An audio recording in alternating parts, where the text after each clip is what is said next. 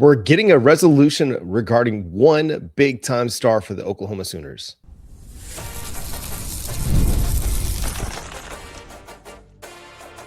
You are Locked On Sooners, your daily podcast on the Oklahoma Sooners. Part of the Locked On Podcast Network, your team every day.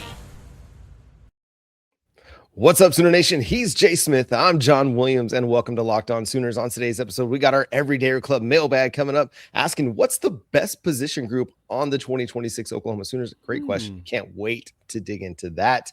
Nagy, he's leaning in using legal troubles or legal advantages, I should say, to help sell Oklahoma as a football program. But we're going to start here because Owen Heinecke's eligibility case has taken some interesting turns, Jay, but the latest one might be the end of Owen Heinecke's eligibility case. Yeah, we might be right at the finally end of the road. It looks like the NCAA has not been able to actually file the right paperwork, but they're also waiting on Heinecke's team to file a journal entry. This was reported on the 13th by OU Daily Sports, the students there.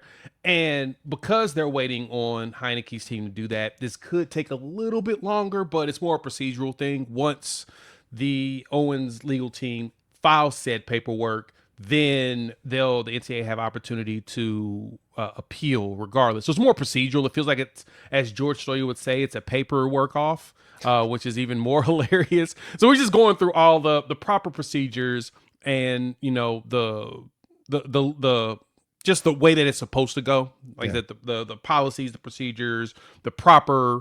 I guess I can't get the best word to say it. They're just trying to get this paperwork in. Once it's done, we actually get the heck up out of this and stop talking about it. It's billable hours season, and there we go. Yeah, billable hours are going to be the MVP here because it's ultimately going to end up with the appeal being denied and the injunction staying in place, and Owen Heinecke is going to have his eligibility for 2026. That's how this is all going to end, because we saw the game played down there in Mississippi with Trinidad Chambliss, and it ended the same way. So all of these different procedural issues that are going to be ironed out, ultimately it's going to lead to the same thing. Owen Heinecke is going to be on the football field for the Oklahoma Sooners at linebacker. But it's just one of those never-ending dramas because the NCAA just can't seem to get out of its own way regarding eligibility issues. So I'm excited for this to finally be done, hopefully here in the next couple weeks. Done, like legit done. But it's just one of those things that they've just had to wait through. And credit to Heinecke for having the faith, I guess, to go through this process, because it was up against it. You know, he was up against his NFL draft decision or coming back, and he decided to come back, and that's going to be a huge boon for the Sooners. Yeah, it's going to be massive. And this is going to have a big ripple effect going forward for Oklahoma, in which we'll lean into that in the next segment. So make sure you stick around and hear about that. But it's just funny how the NCAA had every opportunity really to win this case. I'm not going to lie to anybody. Their way of winning this case was actually bringing a witness on and really talking through how, you know, it's not fair or feasible for them to give him this additional year, even with the lacrosse situation, and they chose not to. They didn't bring witnesses. They just went up there and just kind of talked out the side of their neck for the second straight time. I don't understand it. Like, if you know that you don't have the grounds, why even fight it? Like, why are we going through this? Like, I understand it is billable hours season, because that's exactly what this feels like. And I know that I know one attorney that definitely listens to the show. Love to hear from you on this, because it just doesn't make any sense. It just feels like it's a waste of everybody's time, especially because we found the case of one where they did this for somebody else. It's a women's basketball player. They didn't put the name out there, thank goodness, because the last thing we need is everybody attacking this young lady for something that had nothing to do with her. Right. But the NCAA has a precedence for this, and they've actually given a year of eligibility. So to me, it feels like it's all theatrics. Like, why are we here to pretend like you actually care, NCAA? You've never shown this. You seem to be, you're all show. And it irks the heck out of me that you could easily fix most of the problems in college football, but you refuse to do it. It's one of those unfortunate realities that every time they try to do something, though, they get sued out the wazoo. And so But that's it gives them fair. And I think you're on this, right, Jay, that this just gives them more ammunition to go to Washington, D.C. and say, Big Daddy Congress. help. We can't do anything. We have no control. We have no ability to put any guardrails or any boundaries or even manage eligibility issues that should be pretty straightforward. We can't even manage that. So help us, please. We need you. It's the save us Sonic theory right there, right? You know, like Sonic the Hedgehog, everything would happen. They wouldn't do anything. It's like, we're just going to put the sign up there because Sonic will show up and fix it. Here, save us, Sonic. That's it. It's like what? Like, wait, how do you call it SOS with an O and say an us? It doesn't make any sense. But hey, it worked great in the cartoon, and it feels like this whole NCAA thing is a cartoon right now because it doesn't make any sense that you're chasing Congress to fix something, and you know they're not. Because they're going to end up getting sued out of the wazoo on this one, because no matter how they try to rein in the control of these players, you can't forget that for probably the first time, it's probably not the first time, but it feels like the first time ever in Supreme Court history, all 9 judges agreed on something. The NCAA is full of crap. And that's not something that you get very often, the Supreme Court ever agreeing on anything, but they all agreed, like, no business will be allowed to run this way, period. Mm-hmm. Zero will be allowed to run on the premise that that not paying your players is what makes your fans want to watch, because they watch on the premise that the players are not being paid. You can't do it. It doesn't work that way. And so I know I just threw the paying the players portion in there, but that's kind of really where all of this went down, because the NCAA did not want to take the proper steps of, we're paying $80 million to not tell coaches not to coach anymore. So we probably should find a way to carve this out properly so the players actually make the money. I was listening to Stephen Godfrey yesterday. He was on The Right Time of Bomani Jones. And one of the things he pointed out is that all these schools invest so heavily in the coach. And because in our mindset, it's always been the coach is definitely the one winning everything. And he's like, it feels more and more closer to the NFL, where it's like, you got to have the players more than anything. Mm-hmm. Why aren't we focusing our mind on getting the best players possible to play? And the coaching, of course, has to be good as well, because it's a complete thing. But having a whole bunch of better players also helps that. It does. And bringing this back to Owen, it's just this reality of, hey, we're not going to be able to win all these cases. We didn't win the House settlement. We're going to have to start adjusting and evolving our eligibility rules for them to make sense. And they're doing that. This is an NCAA that's realizing, hey, we did not have any redshirt rules for spring sports. That's a problem. Yeah. And we've got to adjust that and allow for some of this, because again, those 3 games, 15 minutes of lacrosse should not count as a year of eligibility. It just doesn't. It wouldn't count in football. It doesn't make sense. So hopefully, again, I say hopefully, this is all going to get resolved with Owen Heinecke taking snaps for the Sooners this year, and him coming back has been a big selling point for Jim Nagy, the coaching staff, on the recruiting trail. We'll discuss that coming up next here on Locked On Sooners. If you've ever opened your bank account and thought, where did all my money go? You're not alone. Keeping track of subscriptions, spending, and bills can get overwhelming fast. That's where Rocket Money comes in, helping you take control of your finances all in one place. It automatically categorizes your spending so you can actually see where your money is going, and you can set budgets, get alerts, and stay on top of upcoming bills. It just makes everything feel more organized and gives you a clearer picture of your finances day to day. Rocket Money is a personal finance app that helps you find and cancel unwanted subscriptions, monitors your spending, and it helps lower your bills so you can grow your savings. Let Let Rocket Money help you reach your financial goals faster. Join at rocketmoney.com/locked on. That's rocketmoney.com/locked on. And again, thanks for making Locked On Sooners your first listen every single day. Shout out to all the everydayers out there. Tune in and subscribe to the show wherever you get your podcasts. We're part of the Locked On Podcast Network, your team every day. And for more Locked On Sooners with no ads, go check out the Locked On Sooners Everydayer Club at lockedonsooners.supercast.com. For $5 a month or $50 per year, you can get ad-free audio versions of Locked On Sooners directly to your podcast feeds. You also get an invite to the members-only chat where we feature your questions from our everydayers in the mailbag segment that we do here weekly. Again, a great question coming up here in the third segment, so stick around for that. Jim Nagy was it on the Joseph Harris podcast where he was talking about how Owen Heinecke is really helping this team out? Yes. That's actually what he was on. The conversations with the president, as they say. You got to say it all distinguished and stuff, something that I don't do. El Presidente.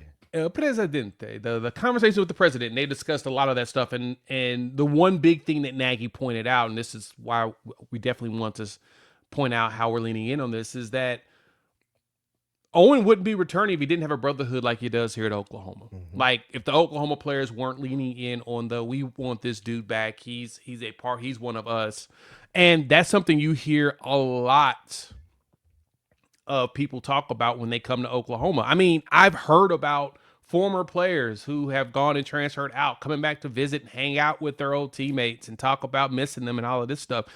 It's such a common thing that it's becoming a part of the ethos at Oklahoma now, especially with this new regime and especially with Brent Venables. We talked about the culture here on numerous occasions, and that's the one thing that makes me proud is that BV kind of did what he said he was going to do. Really create a culture of hard work and family and love and everything that goes around with it. And the players play for each other. They play for the school. They play for the community, and they want to see each other succeed.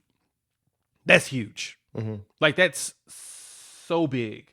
That changes everything to me when it comes to even the recruiting aspect, because recruits see that. They feel that. I mean, that was always like probably I guess you could say keyword or buzzwords you hear a lot when a lot of these kids talk about is the brotherhood or the culture, things of that nature. And it's not just, lip service. It's mm-hmm. legit. It's a unique situation that Oklahoma's in because you're seeing what's happening in other places in the SEC, and they don't have what Oklahoma has. They don't have this foundation that's built on family and brotherhood and togetherness that kind of helps them overcome some of the financial stuff. NIL is a part of college football now. Revenue sharing is a part of college football now.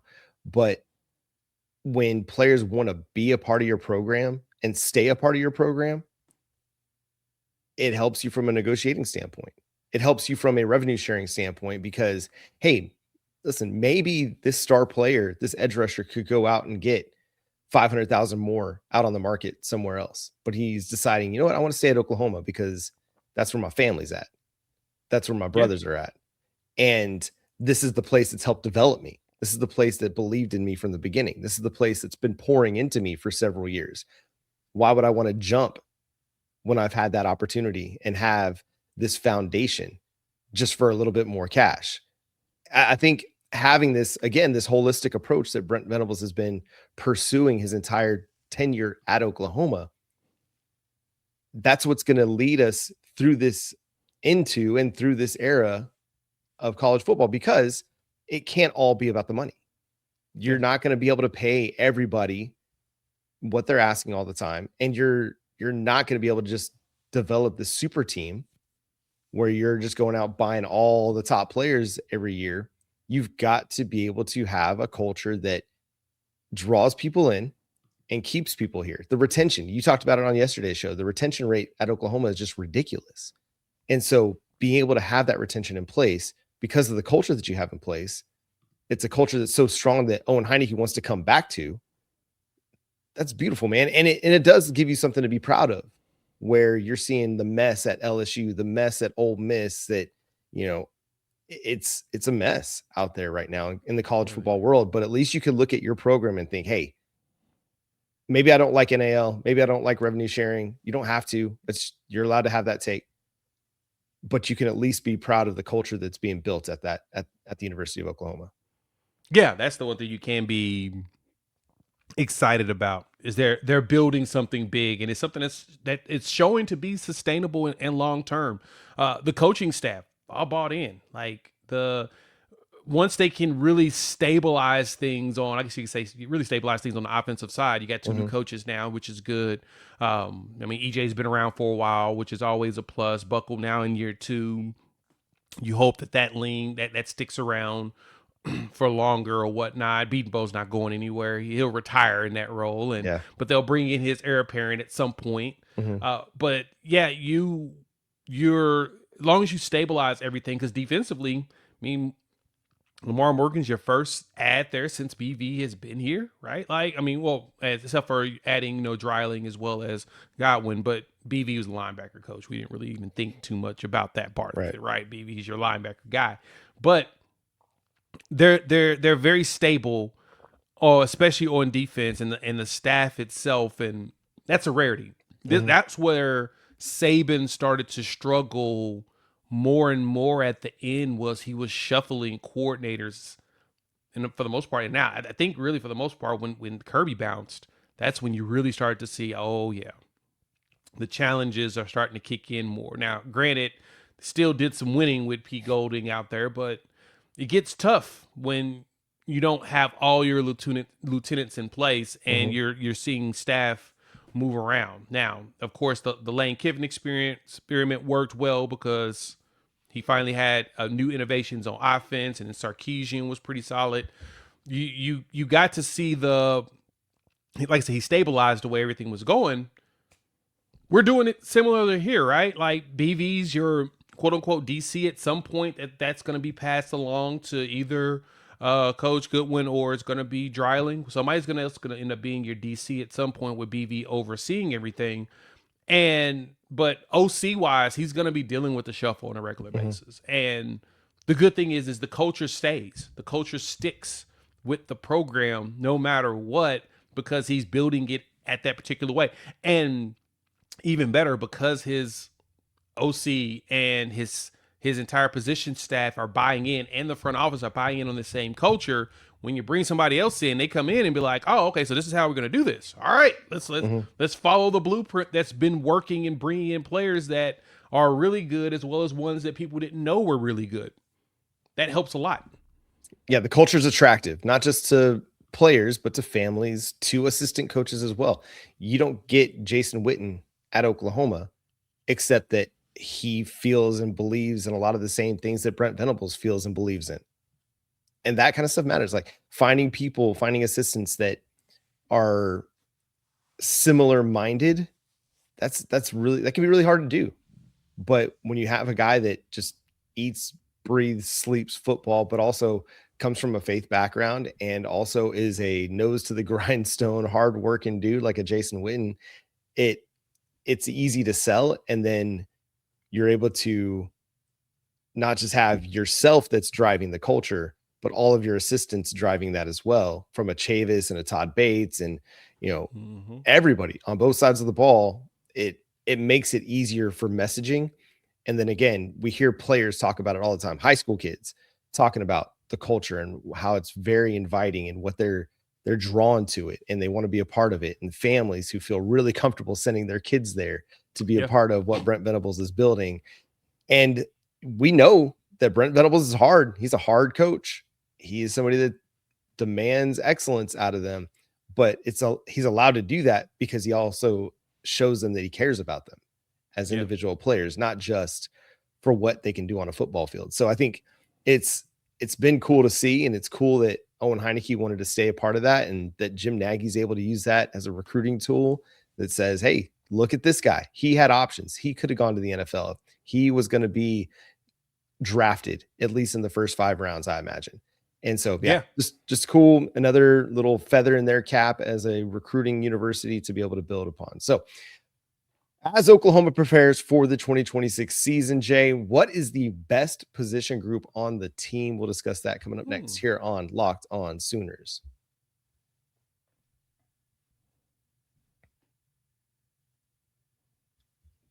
And again, thanks for making Locked On Sooners your first listen every single day. Shout out to all the everydayers out there tuning in. Subscribe to the show wherever you get your podcasts. We're part of the Locked On Podcast Network, your team every day. It's the Everydayer Club mailbag. And if you want to be a part of the Everydayer Club, make sure you go to lockedonsooners.supercast.com. Again, $5 a month or $50 per year. And you can get into the members only chat and get your questions featured here on our weekly segment on the Everydayer Club mailbag. All right, this one comes from Keaton. He says, what's the best position group on the team? Man, that's a tough one, especially that's a great question. It's a great question, especially it's tough too, especially especially when there's so many options here. Like I think let me ask this. Do we want to do this in as the 3-phase, as in D-line, linebacker, secondary? Do we want to do corners, safeties? I'll let you. Linebackers, cheetahs, interior, exterior. You know what I'm saying? Yeah. I'll let you answer this one based on kind of the grouping of the phase if you want to do that defensively. Offensively, it's going to be a little bit more segmented. Yeah.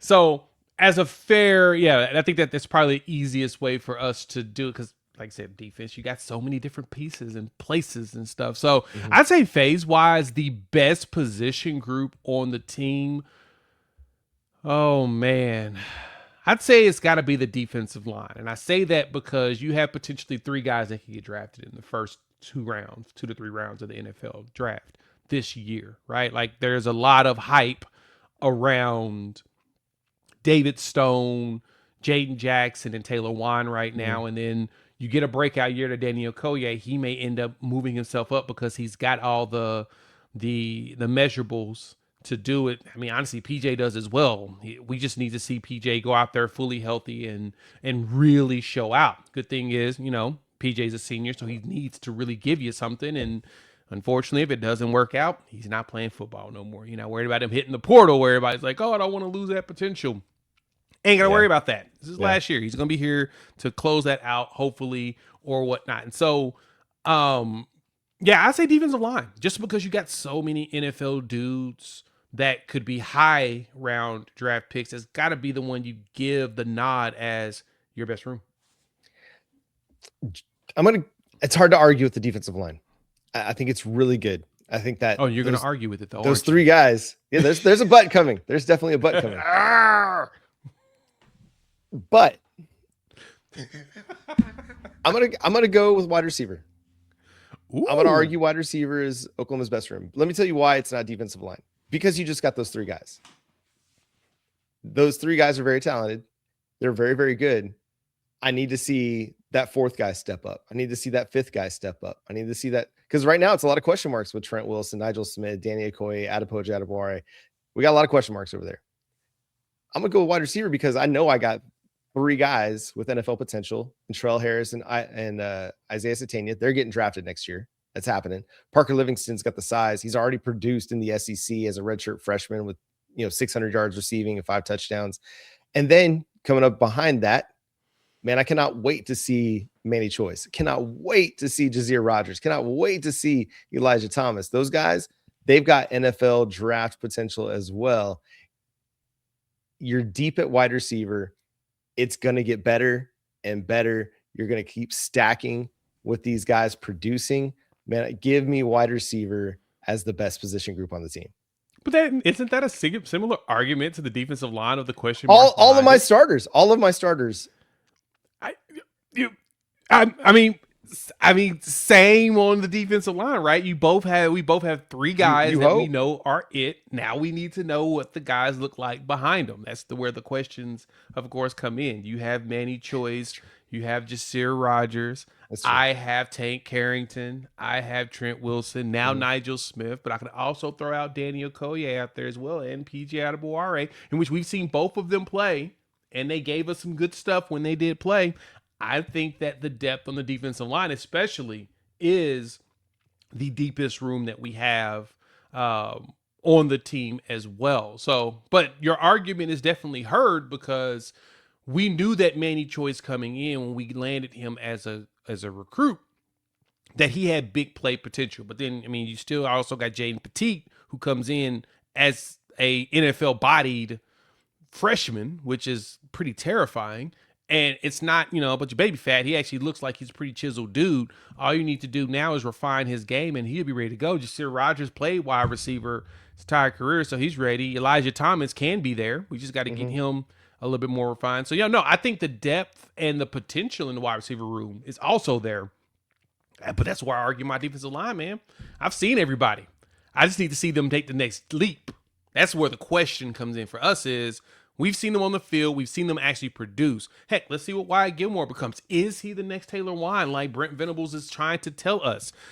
I mean, Taylor Wine's going to walk into SEC Media Days probably and say, hey, the next guy is that Gilmore kid telling you need to watch out for him. And we're going to laugh at him. Be like, man, what? Yeah. The Minnesota kid? Yeah. Well, come on, man. Then he's going to go out there and do. He's going to be like, all right, well, shoot. R. Mason Thomas passed the mantle down. I mean, heck, Billy Bowman told us that Peyton Bowen was that next dude. Then we got Peyton Bowen come in here and do that next dude stuff. And you're like, all right, well, I guess we probably should listen to these teammates based upon the way people have shown out in practices. So, but no, I mean, the argument is heard. I think that we've synced more with my defensive line. You don't like my wide receiver argument. Then I'm going to go with the defensive backfield then. What? Because I've got it's not bad either. I got two guys that could potentially win the Thort in Cortland Guillory and Peyton Bowen. I've got Eli Bowen, who's going to get drafted. He's a Jordan Lewis from Michigan, played with the Dallas Cowboys prototype, a little bit shorter guy, but is just a playmaker. He's going to be a player at the NFL level, even at his size. He's going to be a player. And then Michael Big Time Boom Boganowski, Baba Yaga. He's probably the most anticipated Oklahoma Sooner depth piece stepping into a starter role since it's going to be a long time. Like, when was the last time a guy who wasn't a starter is the one that everybody's talking about? They can't wait to watch him play this year. Yeah, he's one that everybody wants to see by take everybody's heads off. And so that defensive backfield, man, and then Omarion Robinson, man, like he got the Brent Venables shout out at SEC Media Days last year. He's done nothing but build upon that. Nico Jandro, one of the lowest rated players in your 2026 recruiting class by the recruiting site standards, is the dude that everybody keeps talking about as well. He's going to have a role on this team, and that's one of my favorite players in this class because he's just fast and physical and just plays football the right way. Can't wait to watch him. But that defensive backfield, man, that's another really strong position group. Yeah, it is. No, I 100% agree. That was the one I was kind of struggling with for me was, did I want to go with the secondary or the defensive line? 'Cause, I mean, linebacker, we're still young. I mean, it's Kip and the young Pips, basically. We'll see what Cole Sullivan looks like. We'll see what Nesta gives us. The question marks are a lot of question marks are there in that room. But your secondary, which can include even the cheetah when you get into a quote unquote nickel look. Yeah, that room, that room and your defensive line being really your strongest, I think is what's going to elevate this defense even more. And I can make an argument. I've made the argument numerous occasions that I believe this defense will be better again than it was even last year. And that's really the premise of my argument. And we'll have to break that down on another show this summer where I can really go into why, because over the years, the defense improved. And the biggest thing was the linebackers ran things. Your defensive line really stuffed the run, and you just kind of had to do what you could to get enough pressure to make sure the passes didn't kill you. But it kind of feels like now the passing game for other teams are going to struggle more because of how good the secondary is and how they've developed, and the defensive line is going to get the pressure. So if anything, this year, we should double our turnovers. That would be huge. Yeah. And I think that's mainly because the defensive line gets out there, get their hands up to go along with the sacks. The secondary is ready for those passes to get deflected, make those catches, and get those interceptions. I mean, your linebackers really just need to fill gaps to make sure that runs don't go anywhere. But if I'm being 100% honest, I don't think they'll need to do as much work on the actual tackling component. They just need to be there because the defensive line is going to recover so fast. They'll be a part of said tackle. So it's going to really help the defense in every phase because of the strength of the defensive line and strength of the secondary. Because we know the secondary is going to come down and hit. You got Baba Yaga. You got Reggie Powers III. They like taking people's heads off. I think Man's a head hunter too. So with that being said, secondary is a very good choice too. I don't think that you're wrong on wide receiver. I think wide receiver is going to be fun. My questions still with them is who's behind the first four. Like, 'cause I think Jermichael Carter's going to have a good year. Oh yeah, as well. Oh, and we didn't even mention Mackenzie Elaine. Yeah, we didn't really mention Mackenzie Elaine as well, who spent he spent a year with Arbuckle and Mateers, so he knows them. So yeah, you still got a lot of question marks behind of, okay, who's going to be the person that steps up? Less about if the talent's there, it's more about who's going to be that next dude. And I think a position group that we could be talking about at the end of the year that was the best position group, underrated right now, offensive line. I think they are going to be the most improved position group year over year from what we saw last year to what we're going to see this year. And I think it's going to be a group that reminds everybody where OLU is, and it's at OU. And that's going to do it for today's episode of Locked On Sooners. Thanks so much for tuning in and being a part of the show. Subscribe to the show wherever you get your podcasts. We're free and available on all podcast platforms and on YouTube. So hit that subscribe button, hit that notification bell to let you know where new episodes drop or when new episodes drop. But if you want ad-free versions of Locked On Sooners, go check out the Everyday Club at lockedonsooners.supercast.com. Again, $5 a month, $50 per year. And you get that members-only invite to the Discord chat. Make sure you follow Jay at Unfair Sports. Go check out his channel, Unfair Sports, over on YouTube. You can follow me at John9Williams and read my work covering the Sooners over at SoonersWire.com. The show is at Locked On Sooners on all of your favorite social media platforms. But until next time, he's Jay Smith. I'm John Williams. We'll talk to you then. Boomer Sooner. Have a great weekend, everybody. Great weekend. Softball. Go softball.